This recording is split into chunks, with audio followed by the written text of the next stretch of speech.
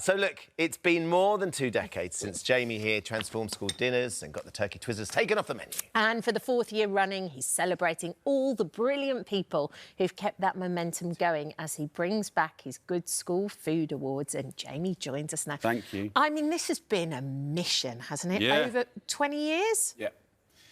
I think, look, it's for everyone just watching and just a kind of like the logic here. Our population, like 10 million kids, go to school 190 days of the year, right? And the state is responsible for breakfast and lunch, right? So if we do that well, that's half a child's nutrition for half their life, right? So if we get it right, we can fight, you know, poverty. If we get it right, you know, the science on like a good breakfast and good nourishment at lunch and how that helps the neuroscience of retaining, you know, educational attainment, right? It helps our kids be cleverer. And if you look at that as a nation and British productivity and cash and where we sit in the world, this little story of feeding kids and what's right and what's wrong is more than that. It's commercial, but it's also about, you know, looking after our families and communities that are most vulnerable. So thank you for letting me do this again. And the theory for the audience watching was I have done documentaries about what's wrong, but this is about what's right. Yes. And we can teach, you know, there's like 4,000 or more schools, just over, that are secondary schools in the UK, you know, 20,000 primary schools. And we can learn, it's like a giant staff memo. When you see what good practice looks like, I want other governors and parents and kids and teachers to go, I want that. Yeah. I want that. So it's really fabulous that we're in the 4th year. And by the way, the theory was, would it work? You know, will celebrating goodness sort of spread more goodness, ripple more goodness, and amplify more goodness? And the answer is, I can promise you, is yes, yes, yes. It's fabulous because the awards are doing that, but also we've had some positive steps this year with free school meals, breakfast clubs. Yeah. It sort of feels like things are gathering a bit of momentum. So we've got the free school meals and breakfast clubs. This is brilliant, and I'm just giving you more context for the audience. Brilliant that we got it. A lot of kids turn up not having breakfast, you wouldn't believe. And if your kid does, then bless you, but many don't, and we need to bless them, right? But also we have no standards for lunch, for breakfast is. Right, so I didn't even say it. I can't even talk. Breakfast is. We have no national standards for breakfast. So what are we feeding them? So this is my life. Now the battle is we need to do an inventory on thousands of schools because I have a feeling that a couple of brands own breakfast. They're manipulating them with their branding, their colours, and it's just sugar, sugar, sugar. So yes, it's a positive. Now I've got to mop up again because we still don't take food seriously, really seriously, as a kind of. We don't have a Ministry of Food. Right. No. So, and my belief for the future, I think something massive is going to happen in education in 5 years, and I think food needs to be right through the middle of it. Yeah, I love the idea of celebrating, though, people who are amazing. Like the school that my lads go to, I know the dinner lady's called Lou. I know that when Milo talks about her carrot cake, he gets all starry-eyed and, like, that's how it should be. Yeah, well, when I was like 8, 9 years old, it was the last old era of Britain looking after the food. It was local girls, local food, mincers and ovens and mixers, and then it went out to competitive tendering, which is commercial, right? And they've all got to make a margin, and that's where we saw the highly processed foods coming in. So really, we have had it in the past. So we're not actually going forward, we're going backwards. Like many things with technology and future and progress, like we did it very well in the 50s and 60s. There was a really good setup. Not all of it was right, but most of it was. So we need to fix many things. We need to help schools, governors. We need to look at budgets.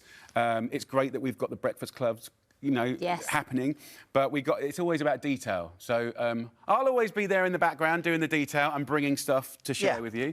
And if your lot can help us celebrate the best of, you know, if you know a great teacher that's educating on food, if you know a great sports and nutrition teacher, Joe Wicks is back judging that one, if you know a great culinary team, chef or team that's doing an amazing job, or there's the Kindness Award, someone doing something through food and nutrition in the community through the school, amazing stories, you cry your eyes out. This is what, if you know those people, then go onto your website or mine and do your vote. I will read every single one of them and we'll find that person and we'll shine a big light on them and give them some love. We had that lovely moment last year when talking you came of finding someone, and Colleen. Lifetime Achievement Award winner from last year, Colleen Green. This is the moment that Jamie surprised her in our old canteen. It's like challenge Annika. Oh, dear. Oh, my God. I mean, oh, dear me. How are you? Do you know you're nominated for this award? You won it! You won the award! You won. She was just fabulous. From Beacon Primary in Walsall, around my neck of the woods, And she's been since? She's been nominated for a Pride of Britain award. She's now consulting with other schools to help them up their exactly game. what you wanted. So it's exactly what I want. Celebrating good practice amplifies and ripples, and it's all about the ripples. And all of the winners from last year are doing incredible things in their community. And do you know what's beautiful as well? All the different years of winners are a nice little kind of cohort. Yes. And they're all, like, pushing and pushing, which I love. And am I right saying that the kindness winner last year, Alex Moody, has been invited to number 10 to cook for the Prime Minister? Has done it already. Done it already? With a bunch of our other winning cooks. And they were doing canapés and the food and celebrating the best of British. And they're really good cooks. And they really did, you know, turn some heads. And it, again, allows them to take their story of nourishing, you know, our 10 million kids. Yeah. I mean, by the way, for context, these cooks that are feeding our children, like, most chefs would cry if they had to do 1,600 covers in 45 minutes, right? Yeah, and also we got when I worked in America, they don't have a lunch break.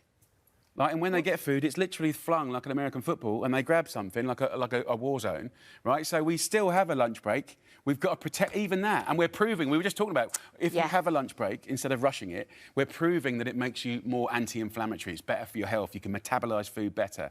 So look, all these little things we do at school can really help shape our kids to have a happier, healthier, more productive lives. And look, adults of the past have kind of left this place in a pretty bad place, right? We have some of the most unhealthy kids in Europe, right? So I just want to be part of this moment where we can hand our country and the thinking and the structures over to the kids in a better place.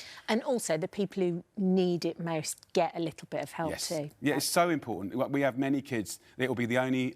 people don't believe it. No, I've seen it for decades. Some kids come to school and the only hot meal of the day in winter, right, -5, will be the school lunch. And of course, when they're on holiday, we see holiday hunger, because even if they have a free school lunch, because of poverty, they won't get that provision in the holidays. So we can measure ill health just in the 6 weeks of school holidays. So, you know, you want government, you want NGOs and charities, you want people that care about the detail to notice this and fix and Band-Aid. But it's all right doing one thing here and there, which is what I've done for 20 years. What I'd love is to fix it all. Yeah, of course. Like an ambush, like an attack. Yeah. And it deserves it. And having healthy kids, honestly, you know, it's so important that we dig deep and fix this before I die. No, because... That took a turn, didn't it? Well, but the thing is, like, we have had progress. We're winning, but it's so slow and it's unforgivable in this country. So we can really help our kids. And look, every year we pump out 650 kids into the world, and we can pump them out. Look, we have like 10 recipes to save your life. This is not optional. Yes. This is a side note. We have a free school programme that secondary schools are taking. We're now in a quarter of all secondary schools with a free programme. Brilliant. And so, like, but I think you were saying that more kids are taking food tech and things as course and as GCSEs. About half of kids. So we want all kids. My dream is that every child leaves school at 16 knowing 10 recipes to save their life, know the basics of nutrition and how to shop, so whether they're rich or poor, they can still cook delicious food.